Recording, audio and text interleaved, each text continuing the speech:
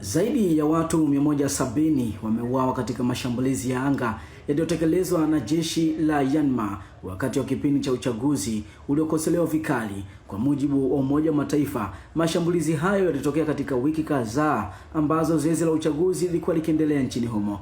Ofisi ya haki za binadamu ya Umoja wa Mataifa ilisema vyanzo vinavyoaminika vilihesabu vifo hivyo vya raia pamoja na mashambulizi 408 ya anga ya kijeshi kuanzia Disemba 2025 hadi mwishoni mwa wiki iliyopita, wakati duru ya mwishoni ya upigaji kura ilipofanyika. Uchaguzi huo tayari umelaaniwa na mataifa mengi pamoja na makundi ya kutetea haki za binadamu, wakisema haukuwa wa haki wala huru.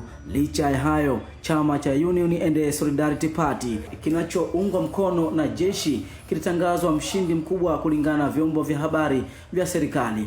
Uchaguzi huo tayari umelaaniwa na mataifa mengi pamoja na makundi ya kutetea haki za binadamu, wakisema haukuwa wa haki wala huru.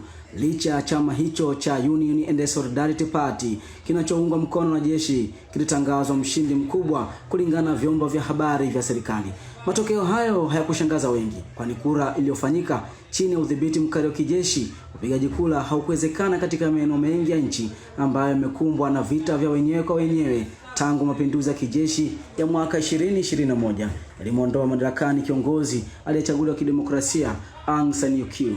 Chama chake cha National League for Democracy NLD ambacho kilishinda kwa kishindo katika chaguzi mbili zilizopita hakikuruhusiwa kushiriki katika uchaguzi huu. Wengi wanaamini kuwa jeshi linatumia vyama vya kisiasa vinavyodhibitiwa nalo ili kuhalalisha kuendelea kushikilia madaraka. Kamishina mkuu wa haki za binadamu wa Umoja wa Mataifa Volker Turk alielezea uchaguzi huo kama uliopangwa na jeshi. Alisema wagombea upinzani na baadhi ya makundi ya kikabila walizuiwa kushiriki, hali iliyokiuka wazi haki za kisiasa za wananchi.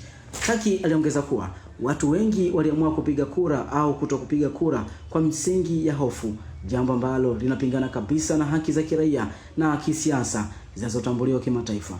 Wakati huo huo, machafuko na ukosefu wa usalama yanaendelea katika maeneo mengi ya nchi. Kwa mujibu wa James Rodeva, mkuu wa timu ya haki za binadamu ya Umoja wa Mataifa nchini Myanmar, anasema takwimu za vifo vya raia zinatokana na taarifa za wazi, lakini huenda hazijakamilika.